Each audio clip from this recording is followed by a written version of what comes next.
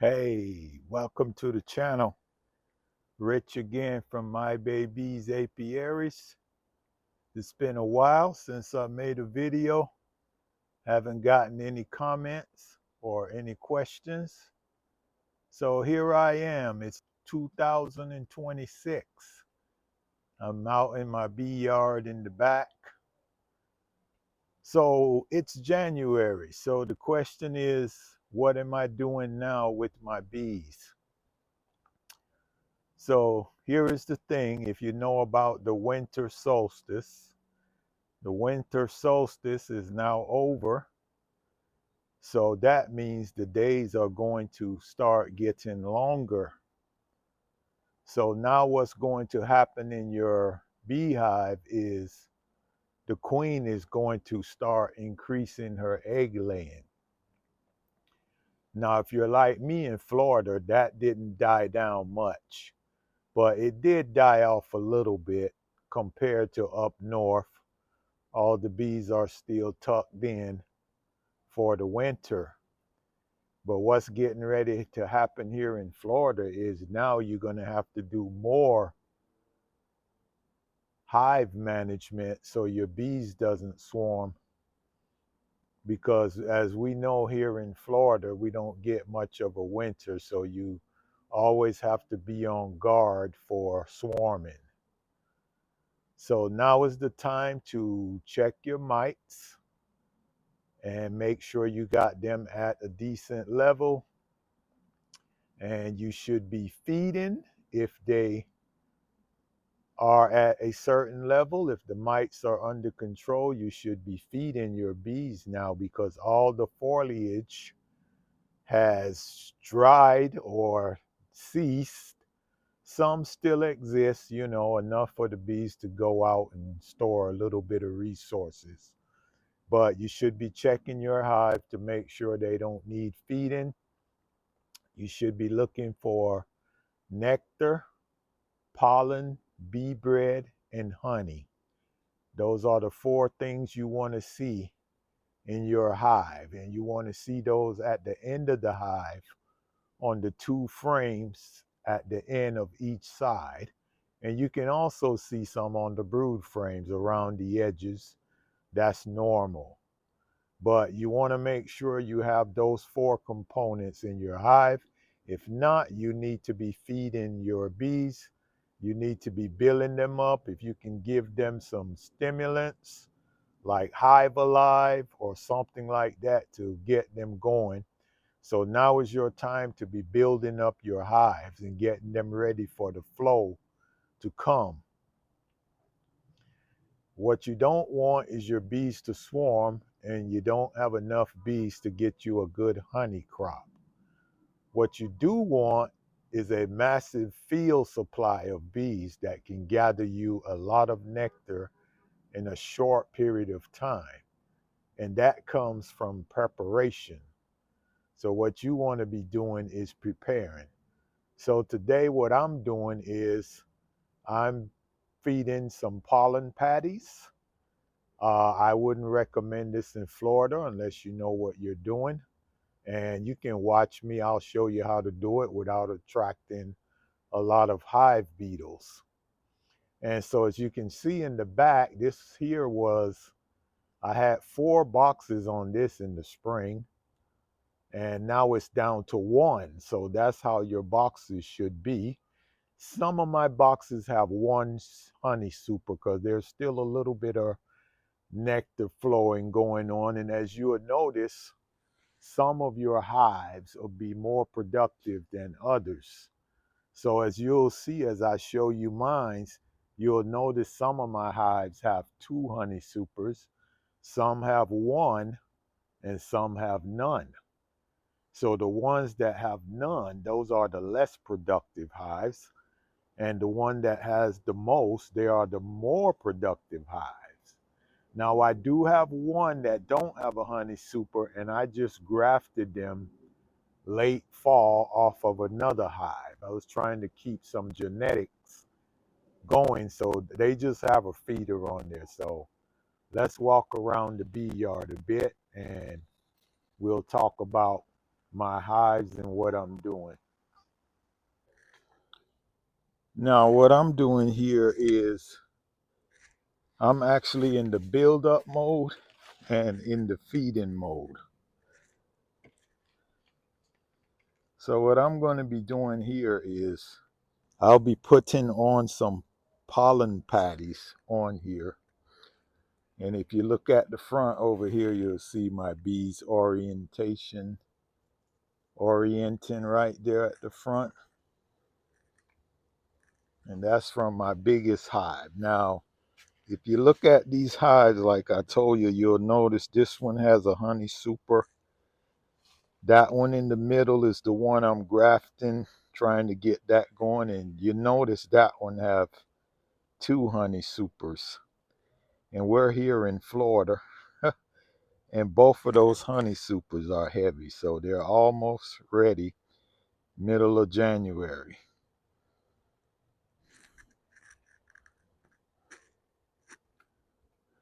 So all I have today is my Bee Calm.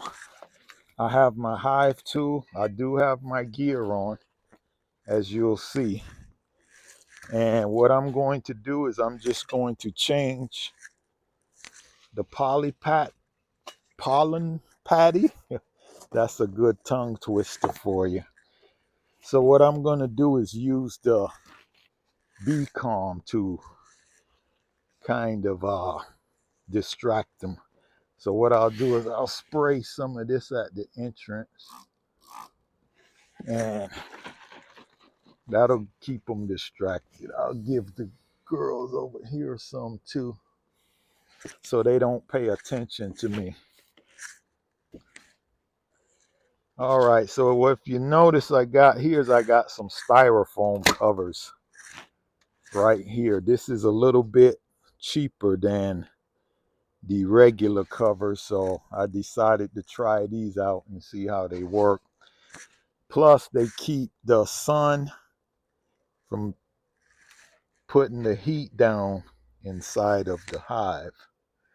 And in the wintertime, it keeps it from sweating. So as you can see, they finished this. I had a little bit of honey in here that I got from a hive, and I was feeding it back to them. So let's take this off. And let me just make sure you can see what I'm doing here. Okay, great. Just want to make sure you can see. All right, so here's my Burns feeder board.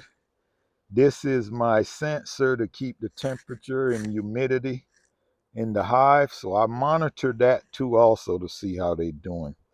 So what I'm going to do is pop this, and then I'm just going to spray them. I don't have my smoker today just to keep them calm from rushing out. Okay, well, they haven't finished their pollen patty, so let me let you see. And that's how I put the pollen patty up there. I'll show you. That's the secret to putting them in. You got to lift them up off of the frames so that the hive beetle don't get inside. So if you see, I got this little device here so the bees can have access to the bottom and the top of the pollen patty, and they'll eat that. So they haven't finished that. I just wanted to check and make sure. So this hive is doing well. It's only 8 frames at the moment, and this was the one I grafted off of this hive with the good laying queen. So they're actually growing. I'm looking between the frames, and I can see that the nest is right there. And if you notice, they're not aggressive. None has flown out at me to try to examine me or anything. So let me give them a little sugar. And let me set this back. It looked like it slipped off the edge there. There we go. All right. So let them keep that. And we'll put this back on. and I'll go get them another jar of feed. So yeah, I'm in the process of building these girls up here. They should be ready though by the honey flow. They should be up to 10 frames. I haven't done any mite treatments with them yet. There still was a small. This hive here had 15 mites. I got them down to 0. I did the double pad Formic Pro for 14 days, and that brought me down to 0 mites. This one, they had requeened, and when they requeened, I did a OA vapor with them, and then I recently did the Formic Pro 20 day with the 2 pads. So every 10 days I put a new pad in there. I haven't rechecked them yet, but I can tell from the front that they're doing very well because they are orienting at least, wow, every other day I see a lot of bees coming out orienting. So they have a massive field force. And let me take this and let's change this and give them a bigger one. So I won't need to be back in here anytime soon. Let's get this sensor back in here. Let's put that back. And if you notice, not one bee have came to me, buzzed me, or anything. That's why I like these genetics. So I'm trying to graft another queen. Well, I have grafted another queen, and this is her colony that she's building up. And this queen was grafted off of here. And this is my best productive hive over here. And they are gentle and they're calm. So I want that in my bee yard. So here's a couple of little friendlies coming around to check out things. Let's go change this. All right, so what I have here is 1-to-1 sugar syrup. And I mixed this one with the Hive Alive. This is my first time trying the Hive Alive, and they say it's supposed to be really good. Wow, that was tight. All right, so all I'm doing is swapping the cover here.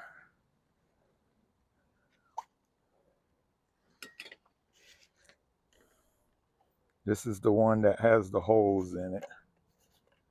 So we're just gonna swap this off. And I normally take this and turn it down out, but then I learned that helped the ants come up. So what I'm gonna do is do it here. The bees will clean it up, but I usually hold it up like that till it gets a vacuum.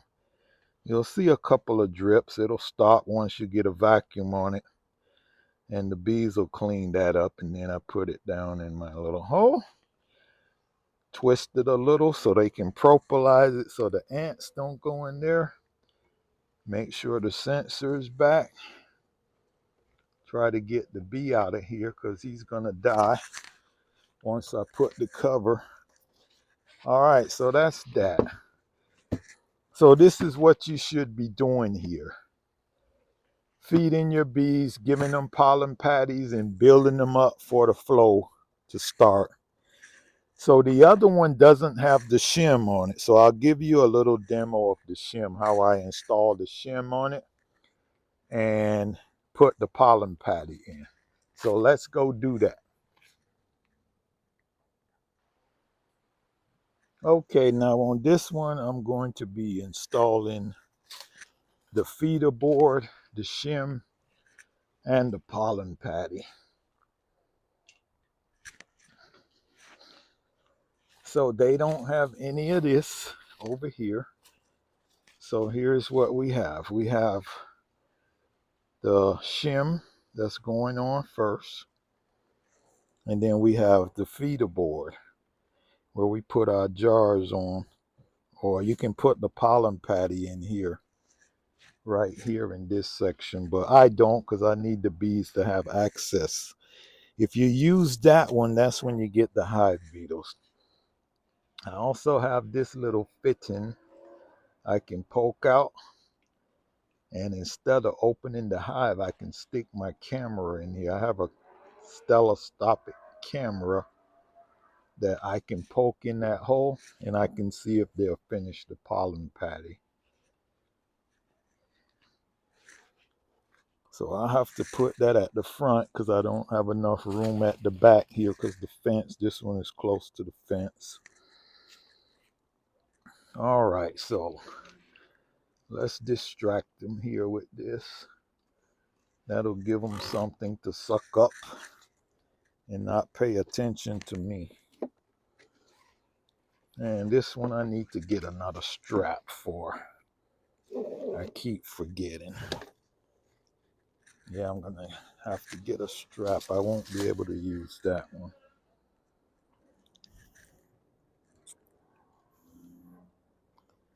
Oh, so here we go. All right, as you can see, these are a little bit more aggressive, and I actually do. I guess I'm ahead of myself. I do have a shim on here. I forgot I came over here and I actually already installed this one. So anyway, well, at least you got to saw what I installed. So if you look at this one, they're not ready for a pollen patty yet. But what I can do is put the feeder. If you see right here, the bees are eating this pollen patty. They have devoured it. Yep, they have devoured it. And if you can see, they're healthy. I can look down the creases and see bees full. I can't see the bottom of the hive. These are loaded with bees. So that's what you want to see. You want to build them up till they cover up all these frames. And if you didn't notice, I have my hive beetle oil traps in here just to help them out in case the hive beetle. So if you look at this, you'll see the bees have that covered, the bottom, the top, and everywhere, and they're feasting on that. So we'll just close this back up. What I'll do is I'll take this off. I'll put these here so they can go in the hive. And since they were such good girls, I'll just give them a little squirt. They can suck that up too. All right, and so we'll put the feeder on for them. And what this feeder will do, it'll keep them from coming out and being able to get to me. So I won't need my suit if I don't want to wear my suit. And this never fails, all the time. That pollen patty always ends up right where I need to put the sugar syrup. So what we'll have to do, that's not much of a problem. We'll have to put the sugar syrup at the back one. So that's the thing about having two holes. If I go here, this is right over my pollen patty. So I have another one here. So that's the one I'll use. So what we'll do, I'll take this back in. We won't need this. And we'll take this back in. Well, let me get the bee brush and brush them off first. And I'll come back with a empty super box and we'll put the top on that. I'll just give them some sugar syrup. You know, I can actually put it right there because they don't have a pollen patty.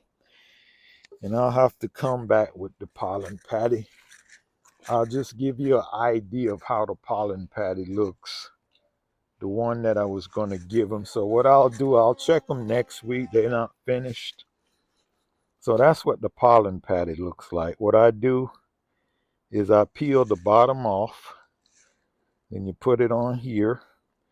And I leave the top on so it doesn't dry out.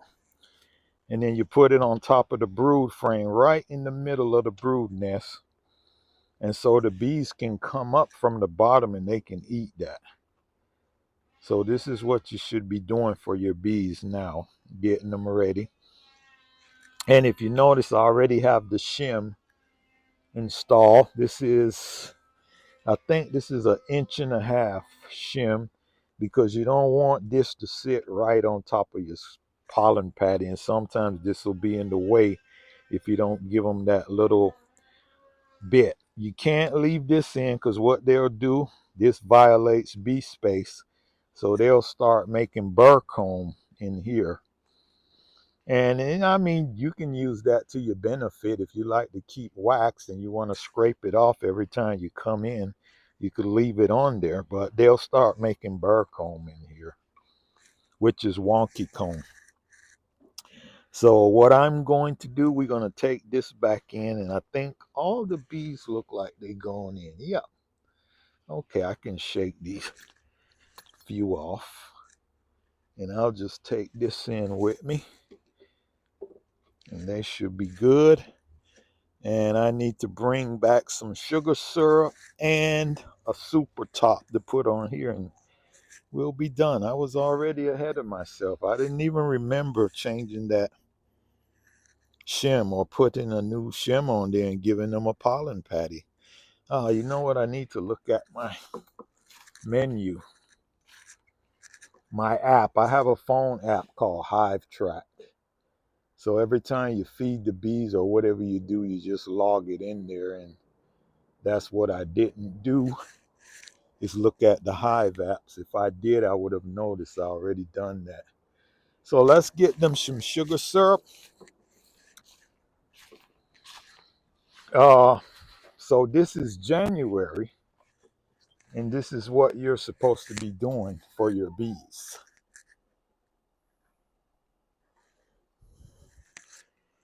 You want to keep your bees ready and prepared to go. Treat them for mites.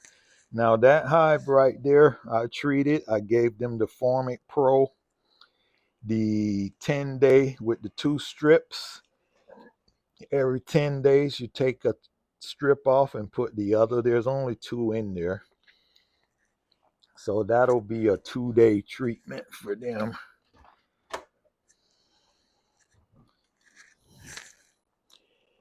And that's pretty much it. Mix it with some Hive Alive.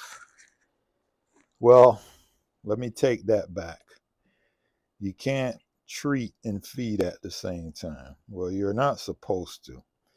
I mean, you can do whatever you want, but if you want to be a responsible beekeeper and just follow the guidelines, you're not supposed to feed and treat at the same time.